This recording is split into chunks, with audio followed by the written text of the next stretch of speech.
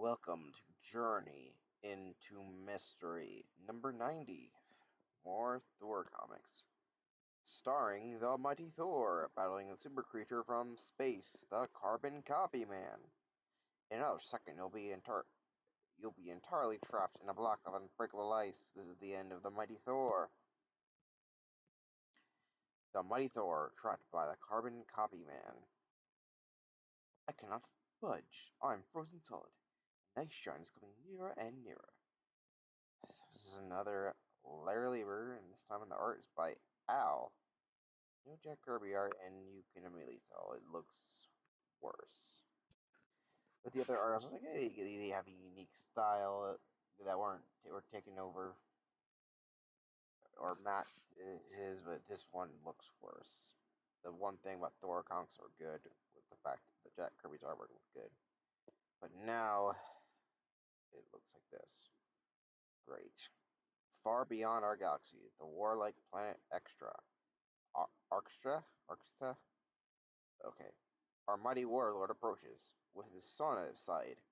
This is a problem for our old Ugarth. You'll soon have your first taste of battle. Be clever and ruthless. Show the enemy no mercy. Fear not, father. I shall prove as cunning and cruel as you yourself. Together we shall conquer all. The campaign will be my last. After this conquest, I retire. Then you, my son Zeno, will be warlord of Zarda. I shall prove a worthy successor, father. Suppose Ugraf and Zeno do not lead us to victory. Suppose we are defeated. Nonsense. Do we Xardans not possess the great power? Great power has never failed us before. It will not fail us now. Really looks really bad in this art style. Thor looks horrible. Whew, man. I don't know anything about this artist, but not too good. I guess I don't know. This scene is sometime later on in our planet where we find Dr. Don Blake in a troubled state. Other men reveal their feelings. Why don't I just up and tell Jane that I love her?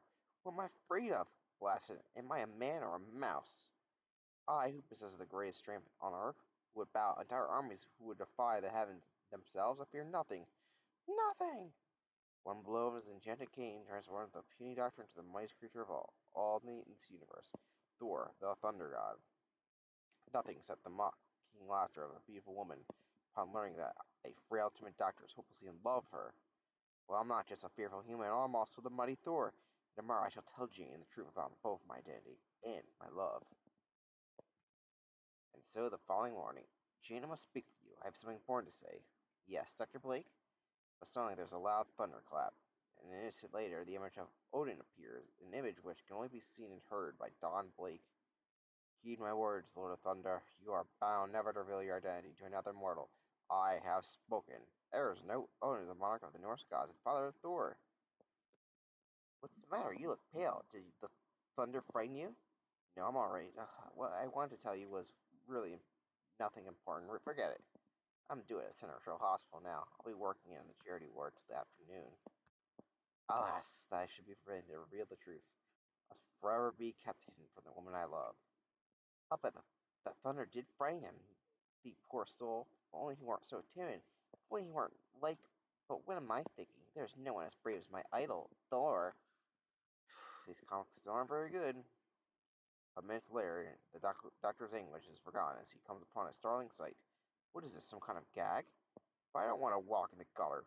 Sorry, buddy, it's the commissioner's orders. He says car owners are richer and more important than pedestrians, so they get to use the sidewalk. Now on, all pedestrians will have to foot it in the gutter. It is outrageous. I won't stand for it. I'll sue the city. Okay. As he limps along, Don Blank sees other strange illegal events occurring throughout the city. Hey, you guys are supposed to paste that on the billboard, not on the side of the building. Sorry, Mac, we got our orders. A bridge painted with polka dots? It's nutty. This this is Trust People Week. Locked doors aren't allowed. I don't even know what's going on right now. What is this comic? Like, I'm really confused. Like, I don't know. This is like the point where I want to give up. I'm gonna keep going on. I want to give up reading these these shitty side comics like this one, but I'm gonna keep going. And in the afternoon, when the doctor returned to his office, a summons for treating charity patients. It says it's against the law. People down at City Hall must have lost their sense. No, they are perfectly right. What, you two? You have no business treating people without charge. If they're too poor to pay, you should let them remain sick. They deserve to be ill. He's working for a salt-tired fool, especially when he's a quack who doesn't know the first thing about medicine. Goodbye. Gene, what are you saying? That is the whole city gone mad, or is something more sinister? Mayor Harris, if anything would have an answer, he would. He and I are good friends. Together we may be able to learn what's making everyone act insane. When the Thunder God arrived in the mayor's office, you clown, the way you're always flying around, annoying people, you're a public menace. You belong behind bars. Guards! Guards! You, you're a part of this madness too. Arrest that costume pest. Hurry, arrest him. Sorry, but I have other plans. His hammer is everywhere at once. I can't get near him. He hurled the mallet out of the window. He's escaping. He's moving so fast I can't get a beat on him. Later, on the outskirts of the city, I'll rest a while and try to find the answer to a city gone mad.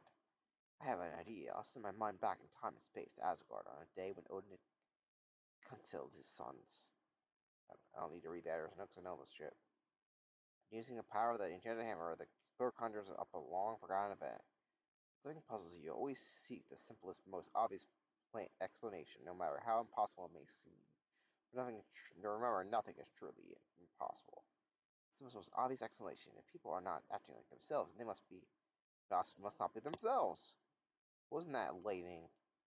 They must be imposters, but who are the imposters and why are they doing it and how? Only one way to find out. I must make a thorough search of the city. Later, as twilight falls, the trees below have been felled as though by a huge safe or a large aircraft across the spaceships. I was right. There it is, hidden from view. It's made of metal, not found on Earth. It might have been from another galaxy.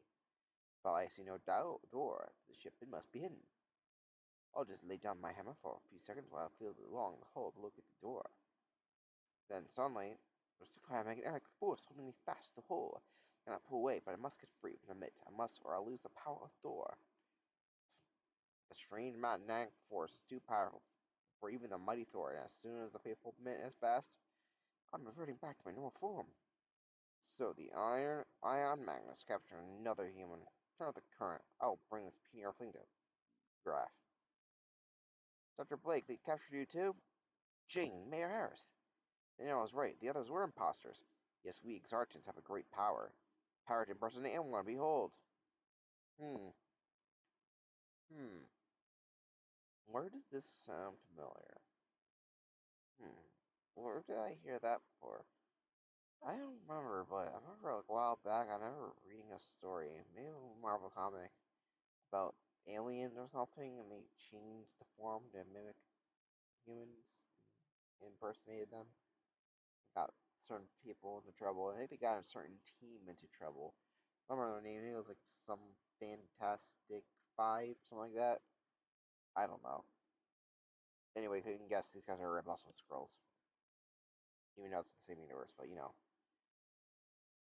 these guys look just they're just uglier though, which somehow makes less sense because Scrolls are pretty ugly, but these guys are bland ugly. Look how shitty they look.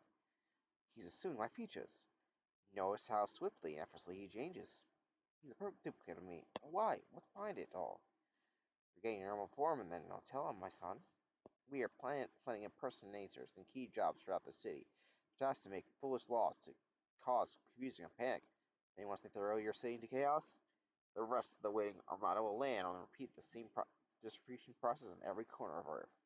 After we have confused and frightened your entire civilization, we shall attack and conquer you. Well, that's a great plan. Not. You'll never conquer Earth. Now, while the mighty Thor lives, he'll save us. He'll defeat your entire ruthless army. What? One more human will beat us? You speak like madmen. No, they speak the truth. Look, if you grant me my freedom, I shall lead you to Thor. Perhaps you can catch him off guard and capture him. Very well, it shall be your freedom for this Thor's. No, Dr. Blake, don't do it. The cowardly traitor, he's selling out mankind's only hope just to save his own skin. He just saw Thor just behind those trees. Come as they now let us encounter this so powerful earthling. Ha! He will soon be our helpless prisoner. Oh, going on. Now the enchanted are looking the other way, and as desperate fingers clutch the enchanted hammer, there is a tremendous lightning flash, turning the lame human. They always call him lame, even when you least expect it. The invincible god of thunder. Look, an earthling in strange garb. Speak, who are you? I am the one you seek. I am Thor. So as a champion, let me bow him alone, father. I shall bring my medal. Whatever. I shall hand him over to you as a helpless captive whimpering for his life. Well said, my son. Bring out the humans. I want them to witness the defeat of the mighty Thor. Enough talk. Let's see if you fight as well as you speak. Fool, you have no chance against me, for we Exardans can change ourselves at will. Thus do I become a frozen warrior, able to encase you in a trap of ice. But as the ice pours over Thor, he hurls his magic hammer. Hi, hi. The old human is helplessly frozen in ice. He cannot move his muscles, as mighty as they are. Well done, Zeno. Bah, it was not even a contest. But the Exardans have failed to reckon with the mitzvah magic mallet, which was thrown never fails to return to its master. He's free. Nothing can withstand the might of the enchanted hammer, and now is my turn to strike. However, before Thor can act, his foe undergoes another physical transformation, this time becoming a giant gladiator. I've heard that your ancestors used these weapons of ancient time. We will see how you fare against the sword and steel nets. It takes great skill to hurl the deadly net swiftly and accurately, like so. He's caught him. Bravo, Zeno. Now, everything I have finished toying with you. Don't count your laurels yet. I can turn your victory into defeat merely by swinging my hammer. Here, Zeno, have a thunderbolt comments of your doomed captive. Yay! Xardin sinks to his knees. The humans cheer wildly. He beat him, he did it with his lightning. I knew my Thor would win. Nobody can defeat him. Look at him break the steel net like it's only cardboard. I have shamed you, father. Rest easy. I shall avenge your defeat. We Xardins will yet be the master of the earth. I vow it. Alright, champion, you are able to beat a callow youth, but now you face a battle-hardened warrior, the victor of thousands of galactic campaigns. And you will face the son of Odin, who fears no creature in all the universe. So be it. Look, he's starting to vanish. You must be afraid of Thor. He's not going to fight him. It cannot be. Your father never fled from battle in his life. Just watch. You cannot see me, Earthling, but I am here, the invisible foe of Iron Fist. Here, feel them. Ugh! It's able to fight an enemy that you cannot see, isn't it? You can never tell when or where he will strike next. You're at his mercy. Oh, I can't look. Ooh! Thor doesn't have a chance. Even his strength can't hold out much longer. As the invisible Ugraf strikes Thor again and again, the Thunder God seems destined to be defeated by the first time in his fantastic career. I think, wasn't he defeated before or something like that? I don't even know. Mustn't give up. There has to be a way to win. Yeah, he was being the that one last Loki issue. Liars. Let's give up. There has to be a way to win. We have it. I know how to see the invisible. Swinging his hammer twice, the Lord of Thunder creates a storm. Rain can't pass through a solid figure, whether it's visible or invisible, and there is no rain. And there I shall find my foe. Ugh! Now, Graf, you shall know the wrath of Thor. Stop, release me. Nothing can save you now. Nothing. He's rolling him above his head just as he does his hammer. But why? Soon find out. And now, Ugraf, farewell. That was Exernis soars higher and higher. He automatically reverts back to his normal form. Look, it's our warlord. The stars of Jupiter, what could have happened? Ursula engines follow Ugraf, prepare for space rescue. By the time they catch out him, they'll be outside our solar system. Oh, you're so wonderful. Thank you, heavens. You were able to defeat their leader. What about these jokers? We shall keep Ugraf's son and his companions as hostages to make certain they concern is different and begin to invade us. But the aliens can change themselves into anything. They're too dangerous to go around. Do not fear, they'll be rendered harmless. Using it, recall your agents from the city. Not daring to incur the victorious Thunder God's wrath, the captains obey immediately, and I command you all to transform yourselves into trees. Obey, or you will forget the might of Thor. They stole. They stole the scroll story. Larry. I know he's taught by Stanley, but based on what I researched, Stanley had very little to do with these actual issues. It's just plot on them. I don't know. This is the exact same thing as Scrolls, but worse. But again, feel the mighty. Come you'll transform into trees, obey you again by the floor. Do as he says. He forgot. We can change back again anytime we wish. Yeah, once he leaves, we will free ourselves. They're doing it. As trees are harmless, but how long will they remain trees? Ignorance gives them another form whenever they wish. Yes, I know. But this is the last change they shall ever make, for when they impersonate something, they take on all the traits. Since trees cannot think, neither can the exertants. Therefore, the idea of changing can never again occur to them. Of course, we should have realized that, and so we're safe thanks to you. One more thing, more. Do not be harsh with Dr. Blake. He only pretend to betray me, and by so doing so, he actually helped me. I understand, but I'll take the word of Thor any time. With the mass ended, things soon returned to normal. And he said you helped him, though I can't really see how. It was probably by keeping out of his way. Well, don't be too disappointed in me after all, Jane. We can all be as brave as Thor. Ugh, I don't know. Ooh, Loki's the next issue. Alright, that wasn't a very good issue, but okay, I'll see you next time. Bye bye.